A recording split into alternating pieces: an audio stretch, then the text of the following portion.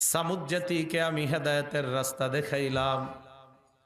সামুদ জাতির নিকট একজন নবী আমি পাঠিয়ে দিলাম, নবীর নাম সালেহ আলাইহিস সালাতু ওয়াস সালাম।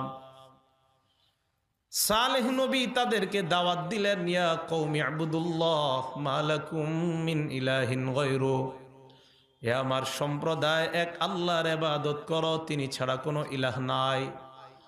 সামুদ সম্প্রদায় জবাব দেয় না, আমরা তো 5 জনকে খোদা মানি। চিল্লায়া বলেন নাউজুবিল্লাহ।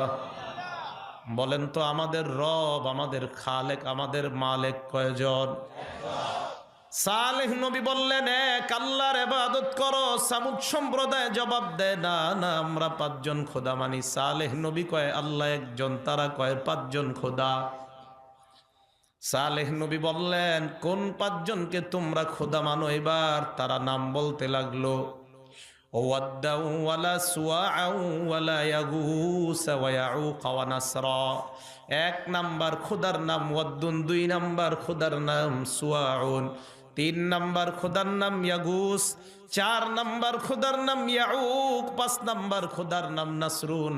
এই 5 জনকে আমরা খোদা মানি। বলেন নাউজুবিল্লাহ। বুখারী শরীফের বর্ণনা, তাফসীর অধ্যায়ে আয়াতের ব্যাখ্যায় মুফাসসিরিনে কেরাম বলেন, নূহ আলাইহিস সালাতু ওয়াস সালাম দুনিয়াতে আগমন করার আগে দুনিয়ার মধ্যে 5 জন আল্লাহর ওলি ছিল। এই 5 জন ওলির একজনের নাম ওয়াদ্দুন, আরেকজনের নাম সুআউন, আরেকজনের নাম ইয়াগুস, আরেকজনের নাম ইয়াউক, আরেকজনের নাম নাসরুন। মেধা দিয়ে ভালো করে আলোচনাটা বুঝার চেষ্টা করবেন। আল্লাহর নবী বলেন 5 জন ভালো মানুষ, এই 5 জন। সামুদ জাতি কয় এই 5 জনই আমাদের খোদা।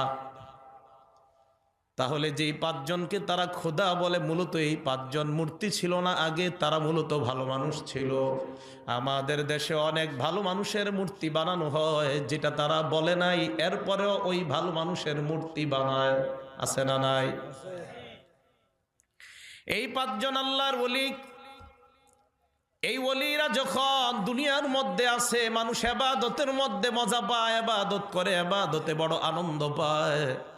আপনাদের এই মসজিদে যদি হাফিজি হুজুর আগামীকাল ফজরের নামাজটা পড়ায়, যদি আজকে এলান হয়ে যায় আল্লাহ করিম মসজিদে হাফিজি হুজুর ফজরের নামাজ পড়াবে, ফজরের নামাজে মসজিদের আশেপাশের এলাকায় মানুষ জায়গা দেওয়া যাবে না। আর যদি ঘোষণা হয় আব্দুল কাদের